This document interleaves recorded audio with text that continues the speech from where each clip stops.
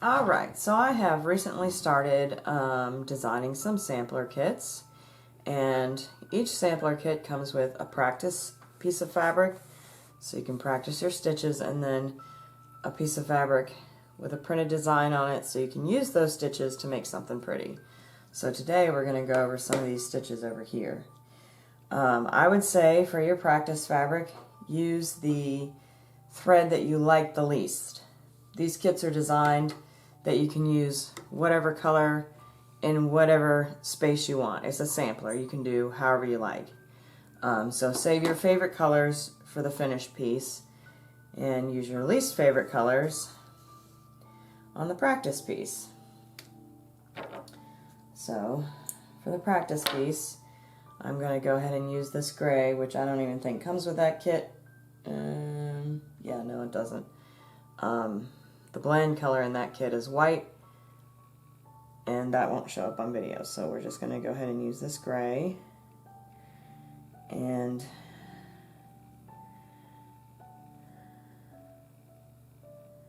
we're going to separate it into 3 strands, if I can do that. Alright. Because for beginners, this is just going to be easy to work with, but you'll still be able to see what you're doing and really get an idea for the stitches. Alright, go ahead and thread your needle and tie a little knot on the bottom.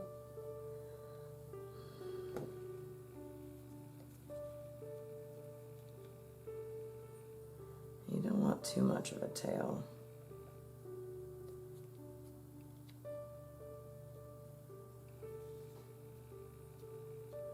There we go. Alright. So we're going to start with the fly stitch, which is on the flower one, but you'll also use this in like the leaf stitch. So if you put a whole bunch of these together real tight, real close, then you would have a leaf stitch. But for right now, we're just going to do it loose. Alright, so you'll come up through the bottom. Our knot is holding it, and you go back down on the other side, but don't pull it tight all the way. And you'll come to the center point. You want to make sure your needle goes underneath of those threads. Like that, and then you'll put a little tack stitch right there. And that holds everything in place.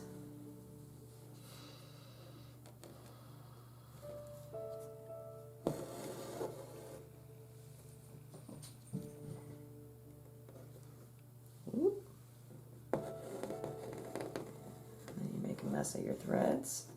I don't even know how I did that.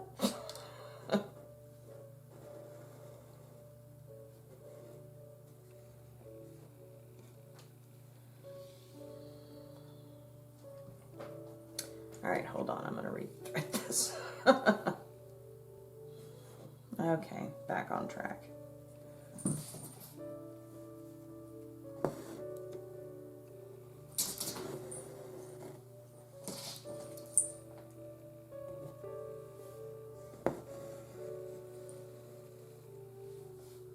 So we got that up at one end, down at the other, and tack on the point.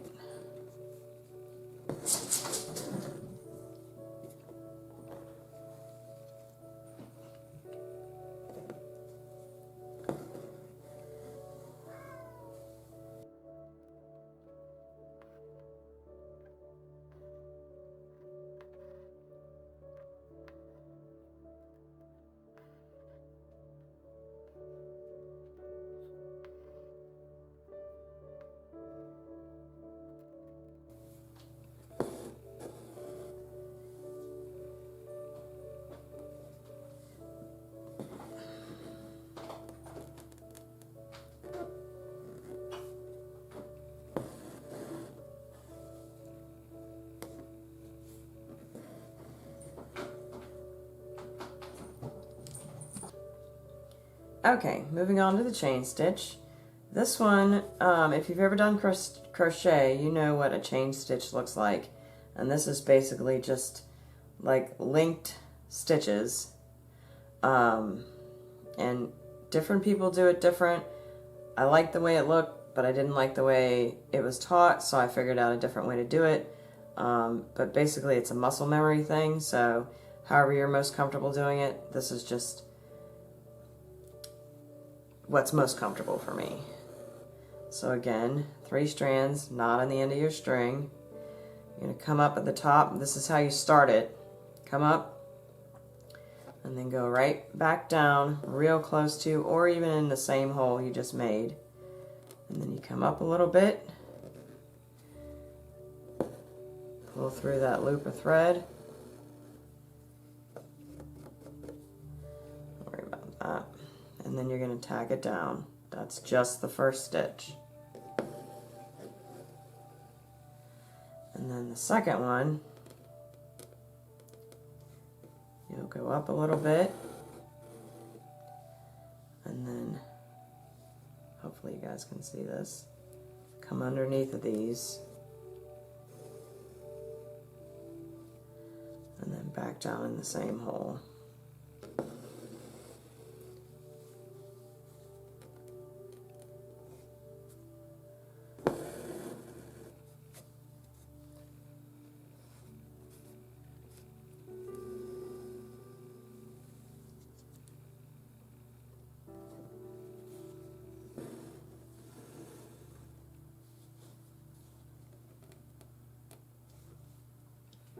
Now when you're working on a piece, you probably want to do these smaller. I'm just doing them a little bit bigger so you can kind of see what's going on here. And if you do them with, say, 6 strands, it'll be chunky looking, which, depending on the application, can look really good.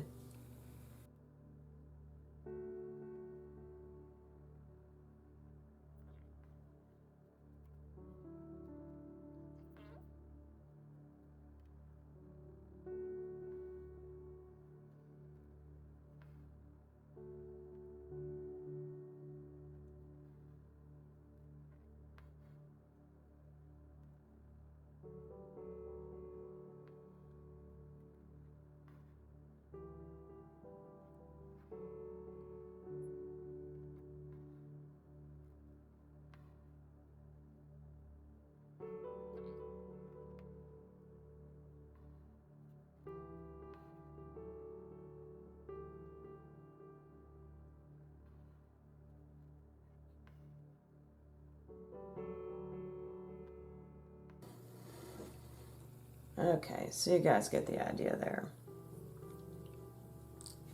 I'm not going to do both lines. That's for you guys to do. It gives you plenty of room to get some practice in. Now for tying some of these off, you can tie them off a couple of different ways.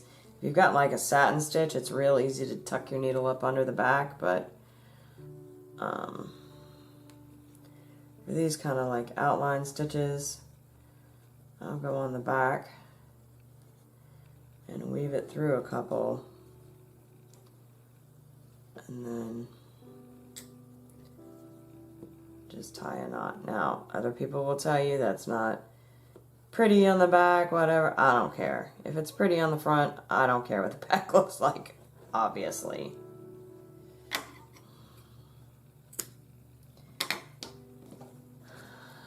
But like, so if you've got just the skinny lines, that'll get a tie on the end.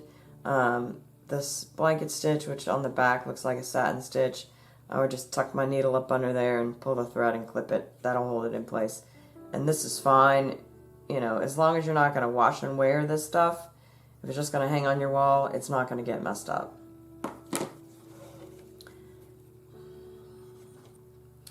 Alright, next on these skinny lines, we're going to do back stitch, which I think is probably the most common in embroidery, back stitch and satin stitch, although I'm seeing a lot more creativity lately, so, I mean, you never can tell.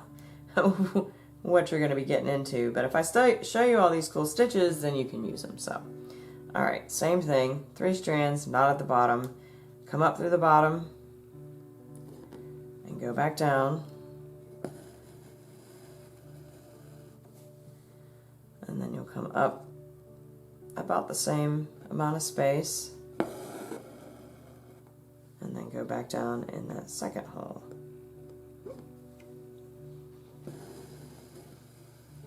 And this is what I use to outline text.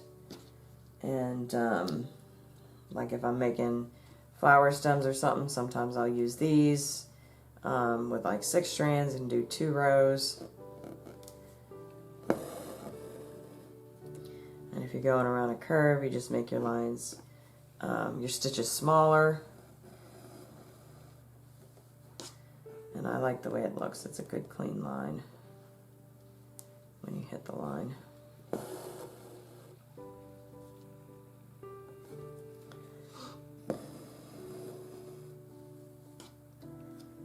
Up from the bottom. Back down into the previous hole.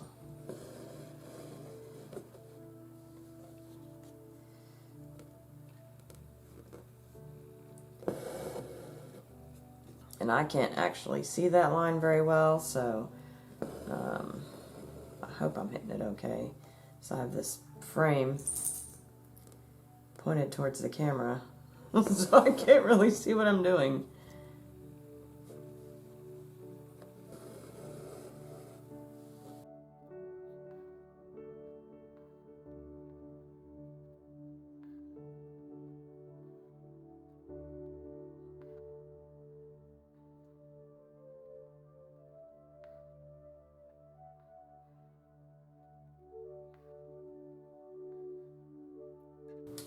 Alright, and again, you have 2 lines to practice your back stitching on. And like I said, eventually this will all become muscle memory and it'll be second nature and you'll find it so relaxing. So now we're going to move on to the running stitch, which is more decorative, I think, than functional maybe. It just gives some variation. So a running stitch, if you've ever sewed, you use these to gather material. So it is really as easy as it looks. Up one side, down the other, leave a space, next stitch.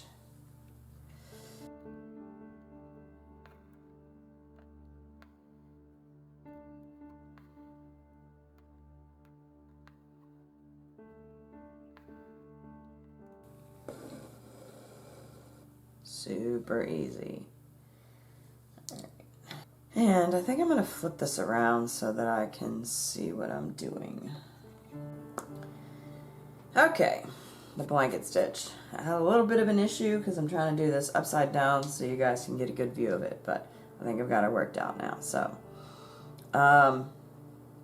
this is the same as a sewing blanket stitch, which you would use to edge the edge of a blanket so that it didn't unravel or so it had a nice trim on it. So, same as before, little knot at the end. You're going to come up through the bottom on the edge where you want all your knots. That's usually going to be the outside edge.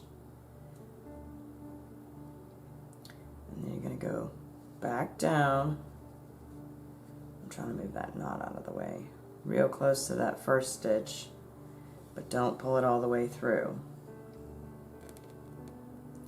And then go to the other side and pull the needle through the loop. And this creates a little tack stitch. That is just the beginning. For the rest of it, you're going to go back down through the inside and come back up through the edge you want the knot in. And I'm going to do this a little bit loose so you guys can see what's happening here. Down through the inside edge, back up through the outside edge, through the loop, and pull it so it's tacked. So you're going to have spaces here, but it's still going to be a line along this edge. So back down on the inside.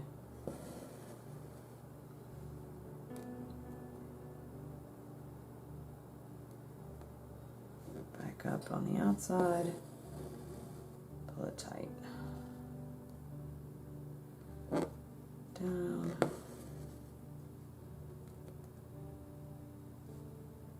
Up. Pull tight. Okay, so that would be like a decorative one where it's a little bit looser, and then you can also use this to fill, because it's like doing 2 stitches at once. So in that case, you're going to just do your stitches closer together. Back down, and then up, right close to the other one.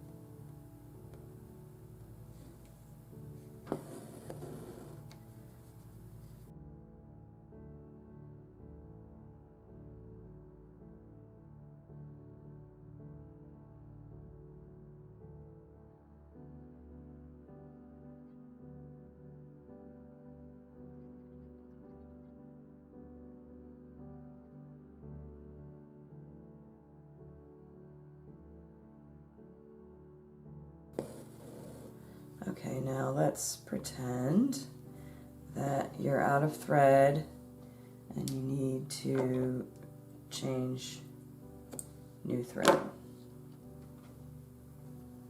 So you rethread your needle.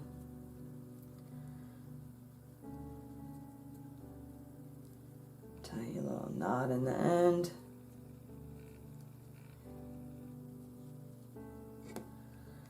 And then you'll come back up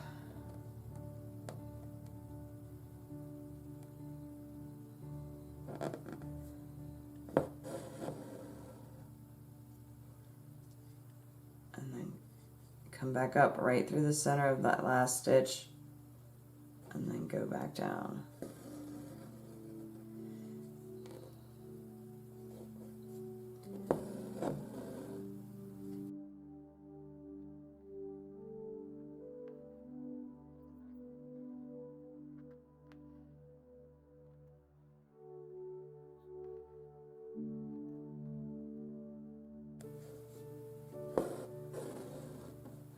Got that one, and then when you get to the end, just back down, tie it off, and then I think this is a good example of tucking your threads when you've got a satin stitch underneath. So when you're done, just run your needle underneath those stitches without punching through the fabric. And that'll hold everything in place. Ta-da! Okay, and this is my new favorite. Some people call it the basket stitch, some people call it the lattice stitch. I can't find a definitive answer.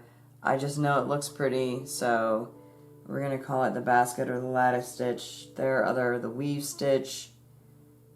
I don't think anybody really knows for sure what this is supposed to be called, but we all know how to do it. So, and this is my new favorite because it's simple, but it's really, really pretty. Okay, so, and for this one, I'm using 6 strands because it's kind of a fill stitch. Again, little knot at the end. And so you're gonna start at one end and just do simple long stitches down at the other.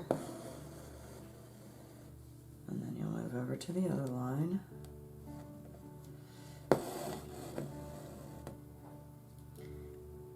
You're going to zigzag back and forth in one direction, and then you'll turn around and do the other direction.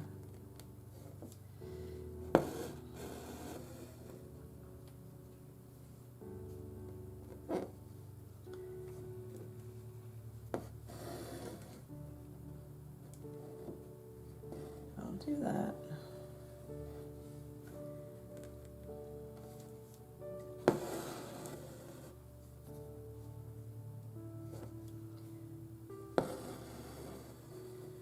Okay, now there's two different ways to do this. I just like to go straight across and not weave, but you can weave if you want to.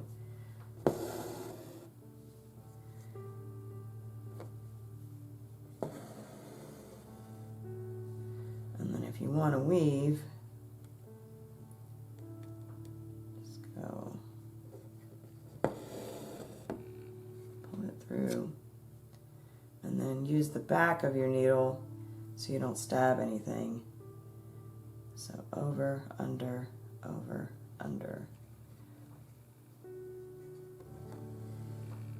Pull it through like that.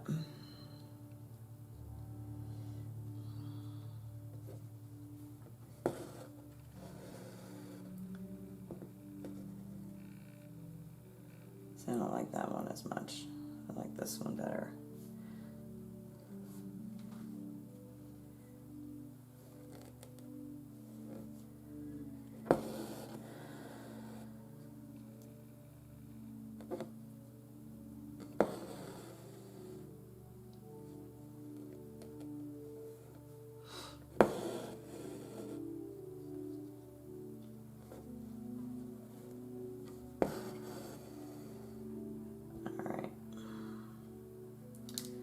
Then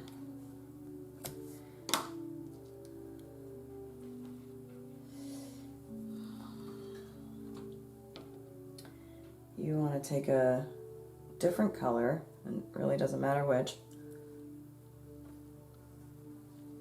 It looks really good with white on the outside, but I'm going to use gray because that's what I have sitting here. Alright, again, 6 strands with a knot at the end. You come up through the bottom, really close to, if not on that line.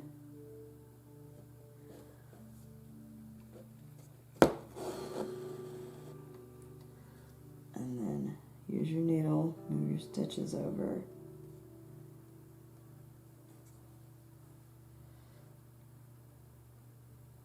Pull it through and do a little tack stitch.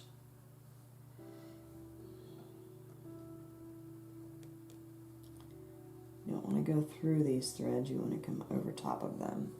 I'm sorry if my big fat head's in the way, but I really cannot see.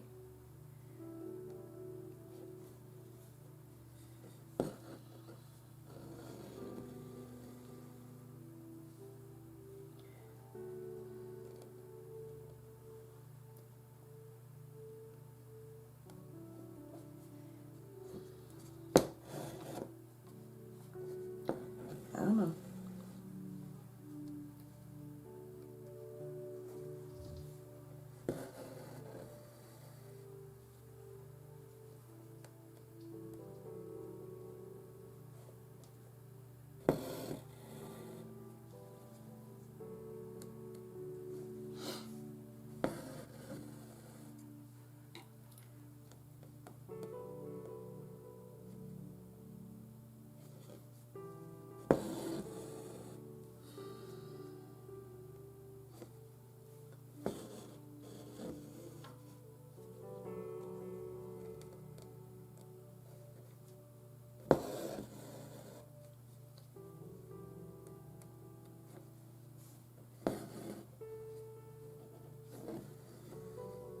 There you go. So that's the basket or the lattice stitch. And that one doesn't look so great, but this piece in the center with the pink and the white, you can see how that really looks nice. So you're going to be seeing more kits with that in there, I assure you. Alright, that's it. If you have any questions, leave them in the comment area and I'll do the best I can to get back to you. And have fun practicing.